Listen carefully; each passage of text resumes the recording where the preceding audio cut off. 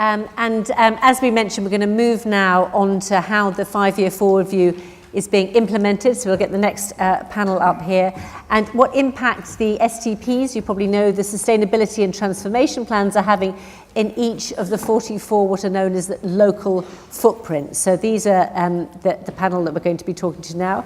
Matthew Swindells, National Director for Operations and Information, NHS England. Amanda Doyle, Chief Clinical Officer of Blackpool CCG and the SDP lead for Lancashire and South Cumbria. David McNulty, Chief Executive of Surrey County Council, and Sir Andrew Morris, who's Chief Executive of Frimley Park Hospital, which is also in Surrey. Now, I wanted to ask a question which I'm sure many people in the room will know the answer to, but some people might not. If you're not a health geek, what exactly is an STP and what's its purpose? Thank you. Shall I pick that up? Although yes, thank you. I think they'll all have their own views on this. STPs were created after the 5-year forward view was published 2 years ago now, to say that the challenges laid out for NHS and social care in the 5-year forward view required a joined up solution. It wasn't something you could solve GP practice by GP practice, hospital by hospital, social care by social care. We needed to think about the experience that patients had and the way in which the whole of the system worked together. So STPs were brought together, and I think they were announced about a year ago now in the planning round last year, was to bring together representatives of the health and social care system in order to address those challenges and come up with joined up solutions that address the question of how do we improve the experience that patients have, how do we improve the health of populations, and how do we improve efficiency across the NHS by working together and coming up with sophisticated whole system solutions to what are complex problems as we in the 21st century. Andrew Morris, you're at the front line of this, but from a kind of patient's perspective, what is there to say, why is this not just anything more than a talking shop? What are the sort of concrete examples of what can be achieved? Okay, thank you. Firstly, there's an opportunity here to reconfigure GP services. So in our SDP, we want to offer access for an urgent appointment 7 days a week, 8 till 8. That's a major step forward. Every day, we will have literally several hundred people come to one of our 2 A&Es who really don't need to be there. And if you've got access to a GP from 8 a.m. to 8 p.m. for an urgent slot, 7 days a week, there'll be less work coming into hospital. The second strand to our SDP is around developing integrated hubs.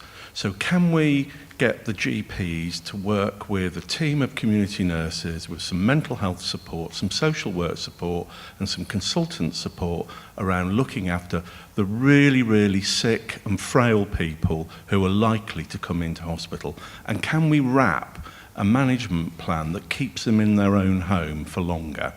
So in the final years of life, if you look at the last 5 years of most people's life, the hospital will always get you in the main, but you will end up coming in 5 or 6 times. And what we're trying to do is to create a different offering, because that's quite expensive. And the alternative would be that we support you in your own home for a lot longer. So perhaps you only come in once, or preferably not at all. So in our SDP, we serve 750,000 people. About half of the expenditure is on acute services, and we want to shift that balance. We want to spend more in community services, and I think that will make a big difference to the way in which people can access services. And Amanda Doyle, in your part of the world, in Blackpool, somebody was talking about health inequalities. Clearly, that's sort of very acute in your area. What difference do you think having these kind of plans is likely to make? So one of the big challenges we face in coming up with our plans is managing to prevent ill health and managing to put measures in place once people already have a long-term condition to prevent complications, so that in the longer term we reduce demand on the health service. Because one of the problems we've got is that the demand on the health service is rising at such a rate that we can't keep up with it if we continue to do things the way we do now. So a key focus of our plan is about supporting people with long-term conditions to manage their own condition, giving them the information that's required, using technology better to enable people to understand and look after their conditions, to help people with minor self-limiting conditions look after themselves better in a better informed way at home, to enable people to be supported in their own home, in the community by primary care, and enable us to reduce demand on hospital services. You can't do that without transforming out of hospital services, and this needs, this will result in a significant shift of our investment and resource away from the hospital sector and into doing things in general practice and community services and through the voluntary sector and through use of technology and use of better information and support for patients, and all of which gets more bang for your buck when you're talking about health and care services. But isn't it just picking up on what you're saying at the outset, but quite a lot of responsibility, individual responsibility for patients themselves as well? Absolutely. We need a population who is empowered and supported to take greater responsibility for not only keeping themselves well, but managing their health and their long-term conditions. So we need to support our community and our population in Lancashire and South Cumbria to take the steps that are needed to keep themselves well, rather than rely on us to treat them when they're ill. And that means helping people stop smoking, helping people drink less alcohol, helping people exercise more and manage their lifestyle so that they reduce their weight and aren't at risk of long-term conditions. We can support people to do that, we can give them the information and the help they need, but we can't do it for them. Okay. We need a population who is able and feels able and empowered to do that themselves. Thank you very much, and I'd like to move on now to David McNulty. You're Chief Executive of a county council, Surrey County Council. I imagine quite a lot of pressure on you. Why are you allocating some of your time to look at how the NHS operates in your area? Why is that important? Well, I think it's common sense for us, to be honest. For the health colleagues and the care colleagues, these might be patients or users. For us, they're residents. It's the same people. And what we're trying to do is make sure that within Surrey Heartland, within Surrey as a whole, we get the best possible outcomes for individual residents, for families, for areas.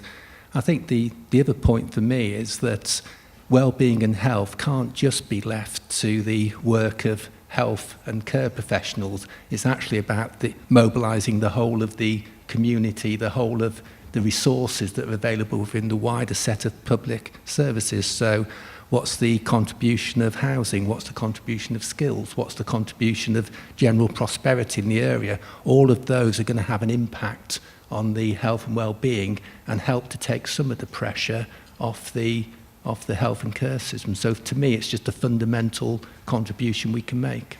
And this is obviously incredibly important to you, isn't it? It's all very well producing your 5-year forward view, but it's like pulling a lever and hoping that something's going to happen, that lever called delivery.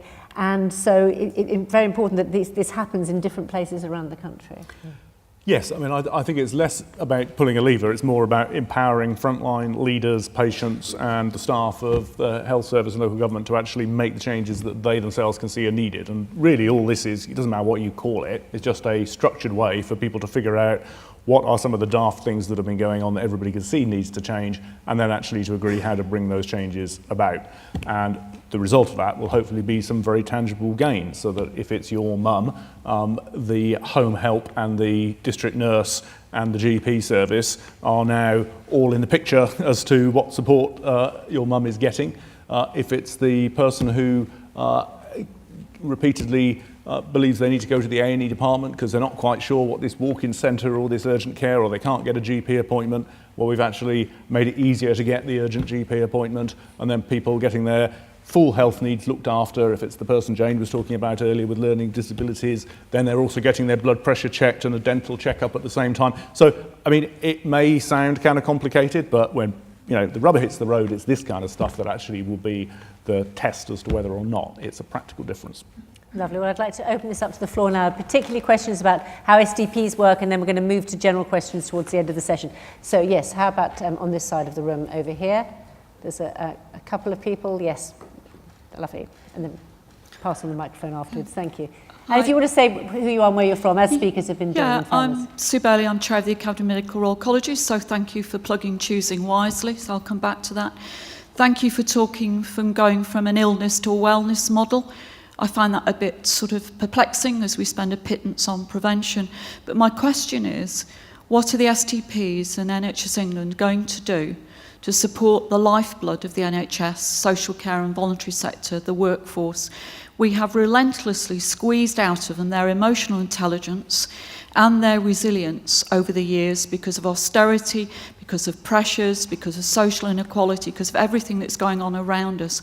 How are we going to bring that back so they can function, they have time to listen to patients and to understand the fundamental thing that no two human beings, including every member of that panel up there, experience their illness or disability in the same way? Okay, powerful question. Let's get some answers to that. Simon Stevens. Well, I'll kick off, but it may be that Jane and Bruce Keogh also want to chip in, if that's permitted, Martha. I think the first thing, Sue, to say is that I think your description would be kind of well understood and accepted across the NHS. And for the 1.3 million people who are working in the NHS, and then more than that who are working in the social care system, I think we just got to be very frank about it. This is a time of great stress and high pressure. So what can we do about it? Well, one of the things we've got to do about it is we've got to reduce our reliance on temporary staffing and agency staffing and have more well-paying permanent posts so that people have got stable teams that they're working with, and there's a huge effort on, as you know, across the NHS to do that. Secondly, we've got to be very concerted about expanding staff numbers in key areas where we know we need to do more. So in the case of, say, child and adolescent mental health services, Tim was talking about, there are about 650 child adolescent psychiatrists. We know we're going to need substantially more than that if we're going to be able to look after more than the 1 in 3 young people who will get a service from the CAMS services who need it. So we've got a targeted increase in a number of these areas. We also, as in fact the government announced a couple of weeks ago, know that we need to be addressing some very long-standing shortfalls in our medical staffing.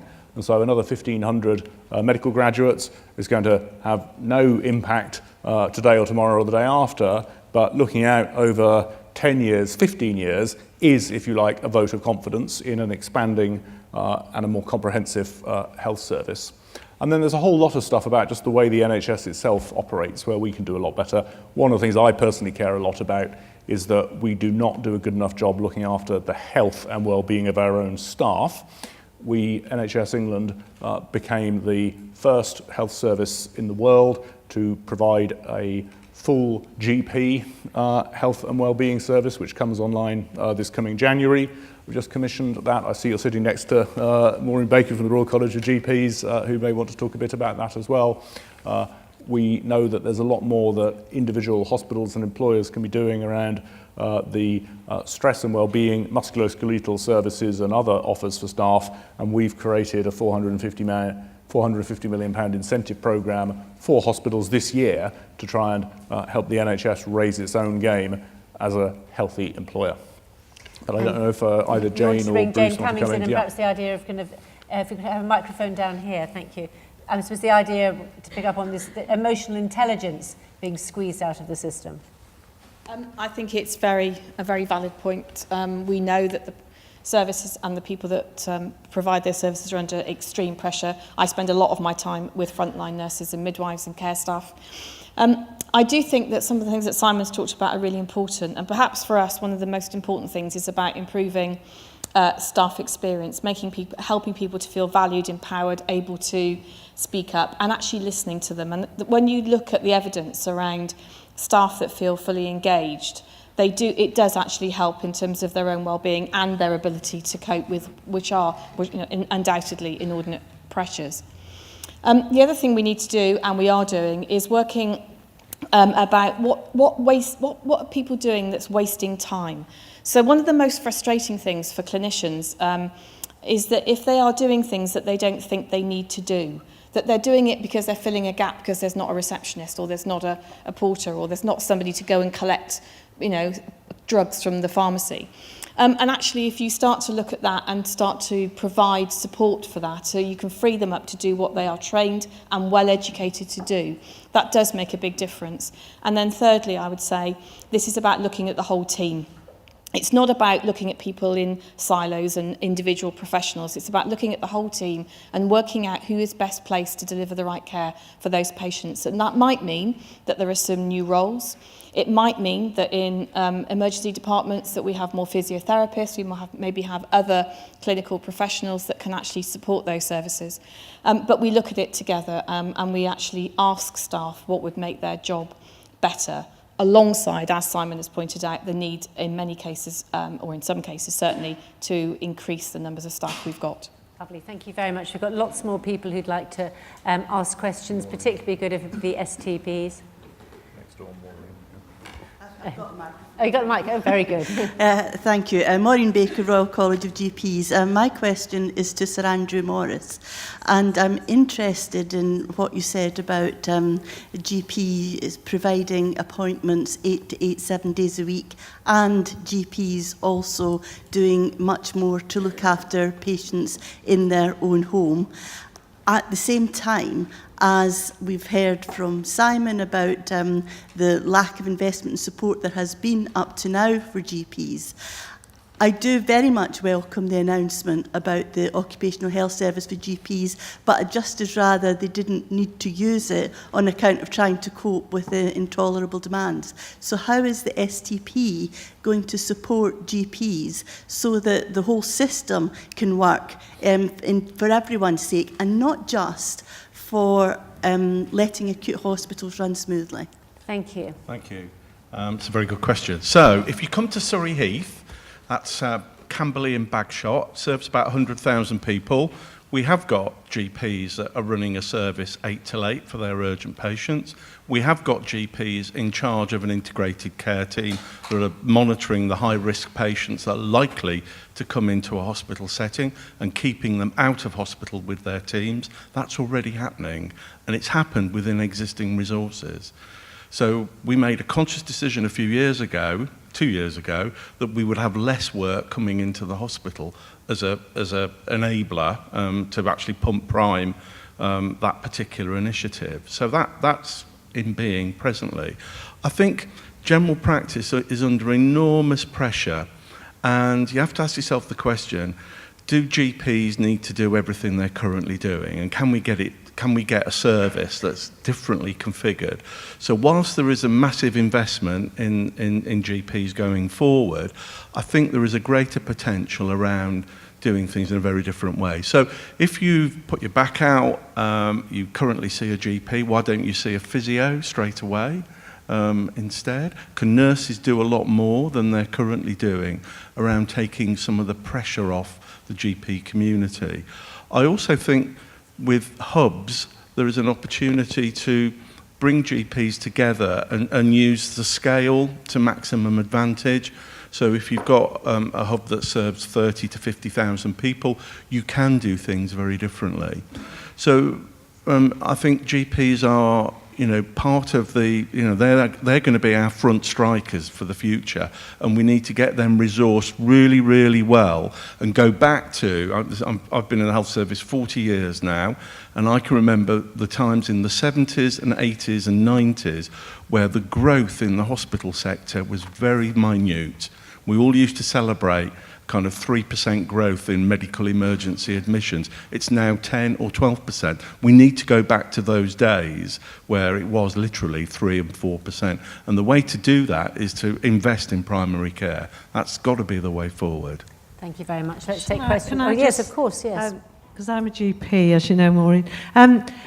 One of the most frustrating things as a GP is that you feel as though you can't always do the best for the patient in front of you because of the complex way in which we organise our system in silos, and we pass patients off from one professional to another, or one department to another, or one service to another, and every one of those handoffs is a gap that patients fall through.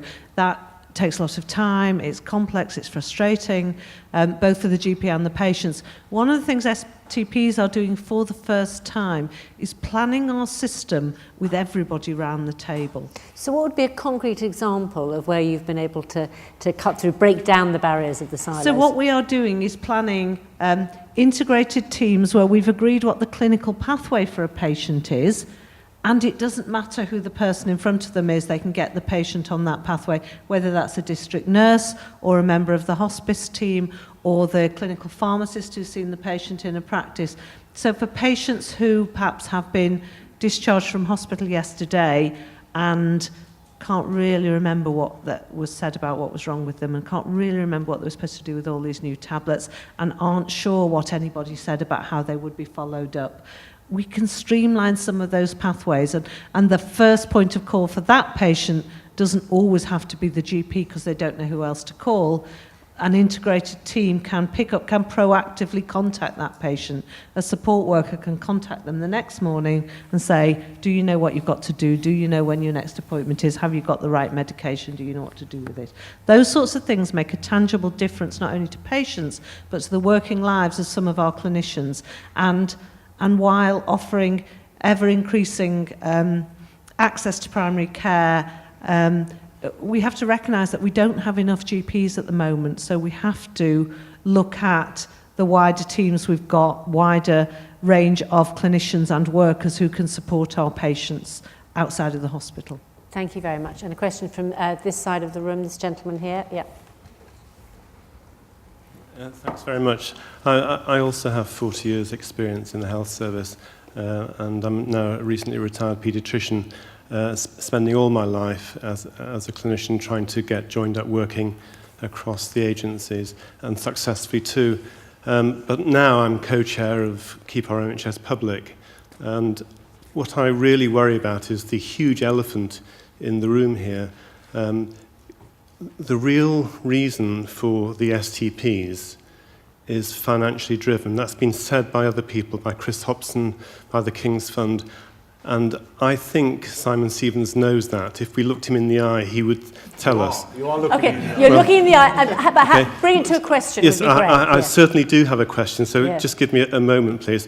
I know that public health is being cut, so smoking cessation programs has been cut in South East London, not fostered but cut. Health visiting input to safeguarding children after social care has also been cut.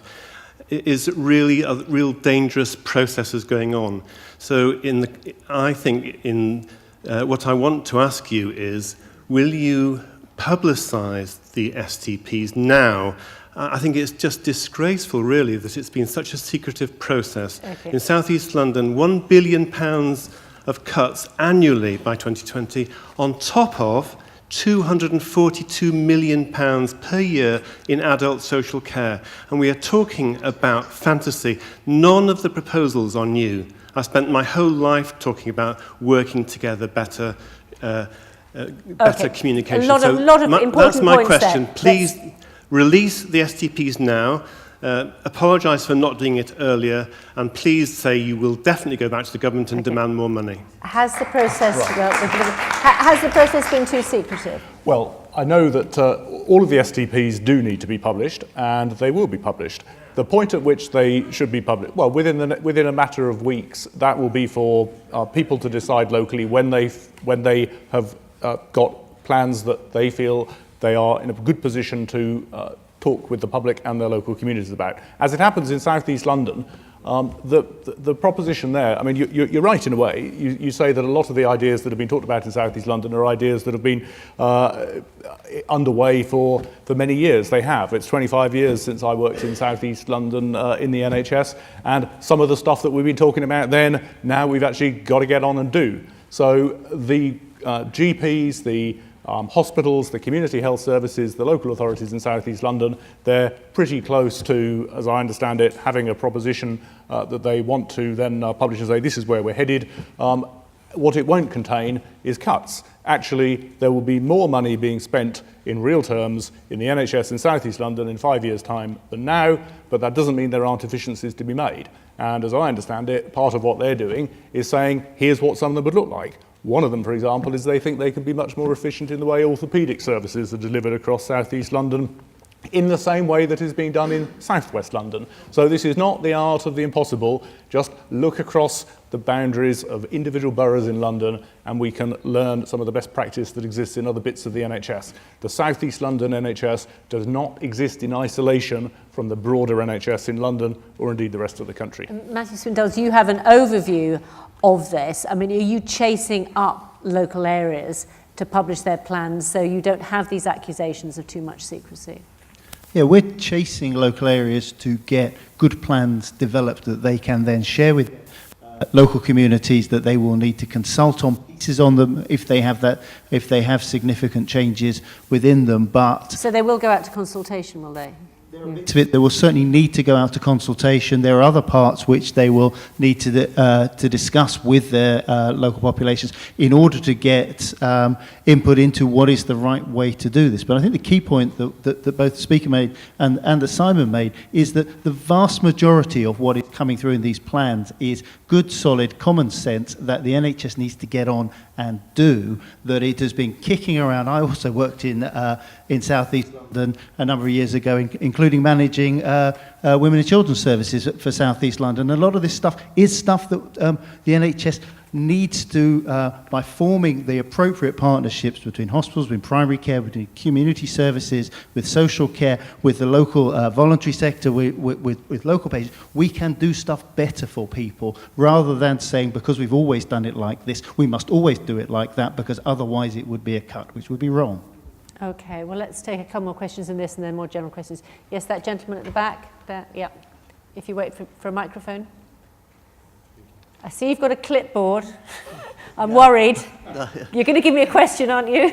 Yeah, I will. Just a bit of introduction first, that's all. My name is John Green. I'm a member of the public. And I'm concerned, actually, that there's not enough involvement of the customer in what's going on, and not enough support for the customer that's not satisfied. For most people, the NHS is their sole provider of services, for which most pay in advance, have no recourse to non-payment for poor service, and have no access to a credible customer feedback complaint system with which to influence change and quality improvement. The NHS and its CCGs act as agents of the public, who are owners and customers, in commissioning and paying for services provided to the public using taxpayers' money. Okay, a number of points there. I'll ask you a question. Why don't you put it to Andrew, who runs a big hospital? Well, basically, I just feel that if a customer is not satisfied with the provider, having gone to that provider to get satisfaction, they should be able to go to the CCGs to take up their case for them. So, what do you think about that idea? So we need feedback every day around what we do really well and what we do less well. And we welcome feedback and we learn from mistakes. That's the kind of culture I like to think my organisation has got. So if you've got a problem, go to the CCG. So hang on. If you've got a problem, just go with any service that I provide. Go on our website and you can email me directly, and I will guarantee you'll get a response within 24 hours. And we do that. Whether it's a complaint or whether it's a positive thing, and I learn a hell of a lot around the good aspects of our service, but also the poorer aspects that we need to focus on improving. Thank you very much. Okay. Amanda, from a CCG point of view. So from a CCG point of view, members of the public and patients can come to a CCG if they're unhappy about a service, and very, very many of them do on occasion. Sometimes our response to that will be for us as commissioners to go along to the provider involved, purely as a matter of getting more information and making sure that that member of the public gets an answer. We do have public involvement in our CCGs and our commissioning, and we do review the complaints that come in, and we do review extensively the feedback we get about the services we commission. But as I say, CCGs are available. It's clear on the various CCG websites how to contact them about concerns about services. Lovely. I'll take one last question on STPs, if that's okay, this lady here, and then we'll move to more general questions. Yeah. If you wait for the microphone, madam, thank you very much. Yeah. Question for Dave McNulty. I believe you come under the South West London catchment area, you don't? So St Helier Hospital doesn't come under your area. St Helier Hospital doesn't come under your... Well, sorry about that. Okay, but what I go on to say... I'm going to No, I'm going to go on to say St Helier Hospital is up for closure, right? Now, and Epsom. Now, Tooting, I'm from Tooting. They expect these patients to be going to St George's Tooting. Now, in Wandsworth, remember all these people here today, in the 80s, Wandsworth, we had 5 hospitals closed. They're blaming the elderly now for taking up beds. And okay. But if they hadn't have closed 2 hospitals for the elderly, they wouldn't be there. What I'm getting round to saying is, this St Helier Hospital must not close. Okay, because we haven't got the room at Tooting now. St George's Hospital. But I must go on to say, no, I'm sorry, you just listen, because you haven't mentioned the word once today here, privatisation. And that is what is ruining our health service. All right, well, I think that is a question. Did you read about Richard Branson, how he's getting his money? You know how he's getting his money, because he is, right, I'm a patient.